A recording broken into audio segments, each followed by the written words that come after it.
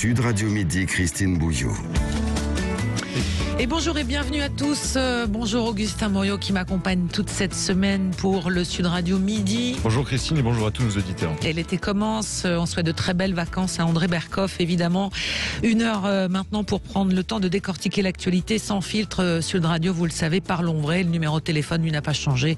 0826 300 300. Vous nous appelez pour réagir et commenter l'actualité de ce matin. Elle avait 31 ans, elle vivait avec sa petite fille de 4 ans dont elle avait la garde exclusive. Sandra a été tué par son ex-compagnon vendredi à Bordeaux. Émotion et colère hier après-midi.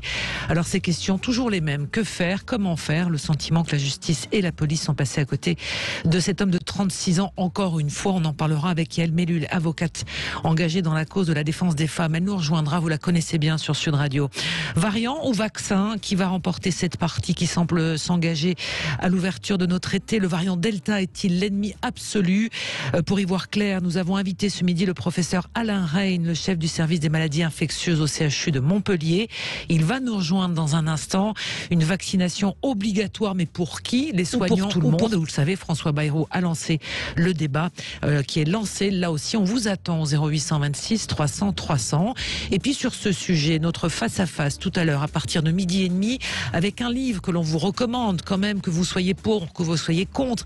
C'est le docteur Alain Jourdain, médecin gynécologue, qui signe aux éditions Plomb, Enquête au pays des antivax.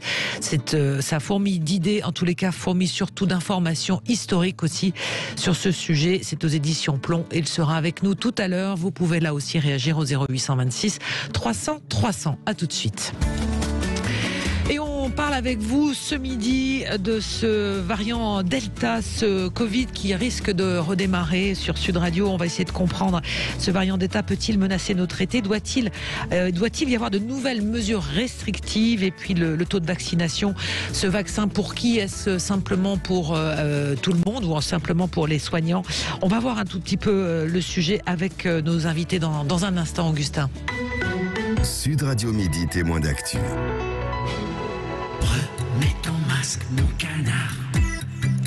C'est le Covid qui redémarre. Le Covid qui redémarre. Le Covid qui redémarre évidemment, et on en parle avec un spécialiste puisqu'il est responsable du service maladies infectieuses et tropicales au CHU de Montpellier. C'est le professeur Jacques Reyne. Bonjour professeur.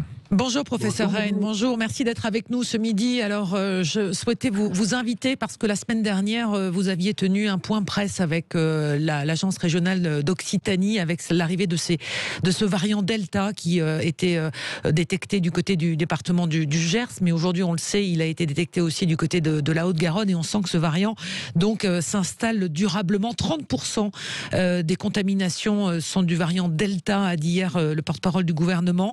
Vous confirmez l'ampleur de cette progression, professeur Reyne?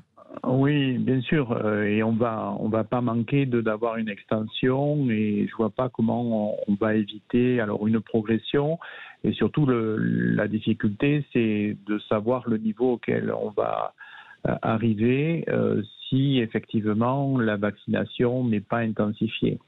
En sachant que la vaccination a quand même un certain nombre de règles. C'est-à-dire que la vaccination marche sous réserve d'avoir quand même fait les 2 injections d'une part, et d'autre part d'utiliser les vaccins ARN messagers, c'est-à-dire Pfizer et Moderna.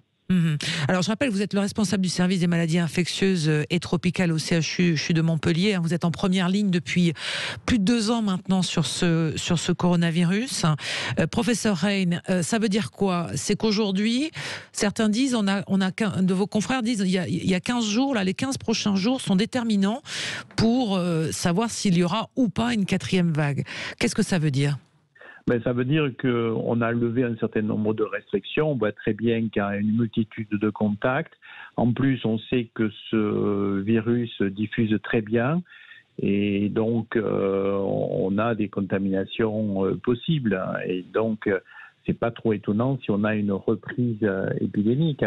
Et cette reprise ne sera limitée que si une bonne proportion de la population est vaccinée. Le variant Delta, il est plus contaminant, c'est ça? Il est plus dangereux?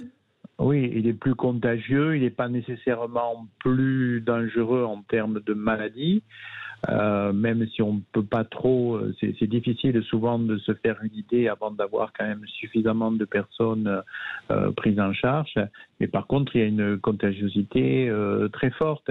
Et donc, actuellement, on n'est pas dans les mesures optimales en termes de mesures barrières qui sont très difficiles à tenir dans les espaces clos.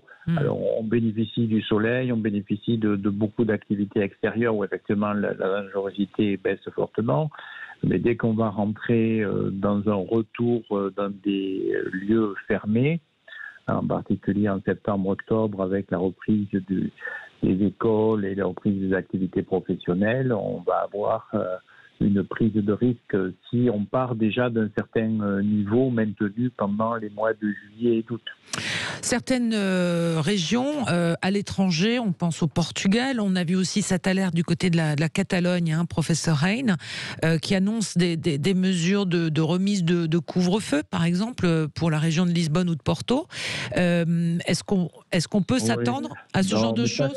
Ça, c'est vraiment la dernière mesure. D'accord. C'est idiot d'arriver à ce degré-là, alors que la vaccination, dans la mesure où les injections permettent de limiter très fortement le nombre de cas, la contagiosité, c'est dérisoire de vouloir essayer d'imposer donc des mesures drastiques barrières qui sont difficilement tenables, et on voit bien même qu'il y a des organisations tout à fait officielles de manifestations avec des centaines et des milliers de personnes. On parle beaucoup de la vaccination, notamment pour les soignants. Professeur Rein, qu'est-ce que vous dites de cette obligation qui serait en train... Moi, je le perçois comme un peu injuste. Ouais. C'est-à-dire qu'à ce moment-là, il faut aussi vacciner et inciter à la vaccination toutes les personnes qui sont en contact avec du public.